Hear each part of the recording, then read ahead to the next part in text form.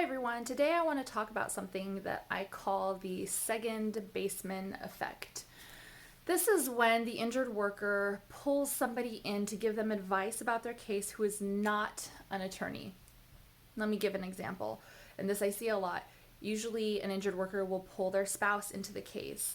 So whether that spouse is sitting in there with the attorney when they're having consultations or conferences, or whether an injured worker gets off the phone with the attorney and then afterwards talks to their spouse about it. There's nothing wrong with talking to your significant other or any sort of second baseman, whether it be a spouse, a parent, a child, depending on how old you are. There's nothing wrong with talking to these people about your case.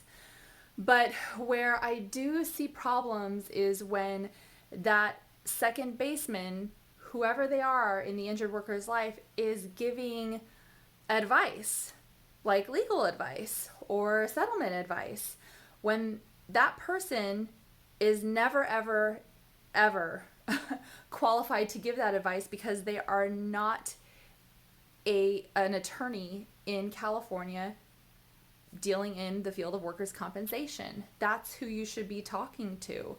And if you're not trusting the advice that your attorney is giving you, who you should not be relying on is a second baseman. You can go to another attorney and get a second opinion.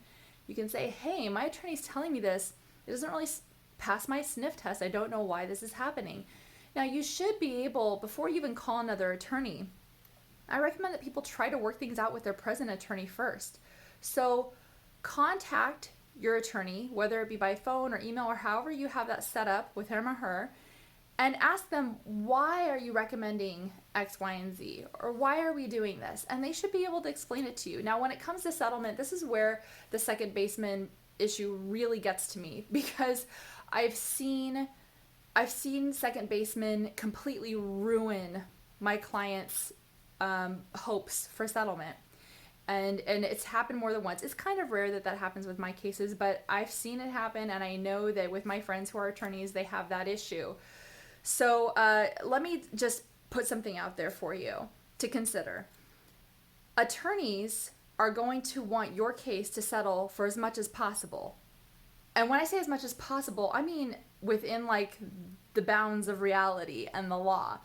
Not every case is worth a huge amount of money, especially in workers' compensation. Workers' compensation is not the same as personal injury. You are not going to have settlements be as much in workers' comp as they could be in personal injury. That's the way it goes, and there are reasons for that. That's a whole separate video. I can explain legally why that's the case, but I want to keep this video somewhat short. So that is the way it is in California. That is the scheme that exists in California. But you should be able to still talk to your attorney and ask them for their reasoning and say, hey, why are you making this recommendation for settlement? The more money that your attorney can make on the case as a whole, which mostly goes to you, the injured worker, the more they make.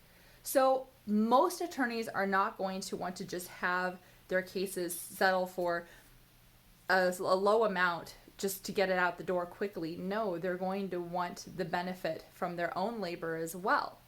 And that's just to be frank about it. So if your attorney is making a recommendation for settlement, and if you're not trusting it, try to see if you can get a second opinion from another attorney. Sometimes you can get that late in the game. Sometimes you can't. Every attorney is different, but try. But if your second baseman is whispering in your ear, he or she really needs to be qualified to give you that advice. And if you are asking for your attorney to give you details as to an explanation for the recommendation, and if they're not able to give that to you, well, then I think that's a little bit of a red flag. They should be able to at least explain to you the rationale for their recommendation. And most attorneys will be able to do that. So just be careful. You can skip this part if you want to, but before you do, please give this video a thumbs up and subscribe if you haven't already done so, and leave a comment or a question below. But I really quickly wanted to give an example, because if you don't believe that this has happened, one example was I had a client, and I got the opposition to give me the authority for the highest amount that honestly the case could possibly have been worth.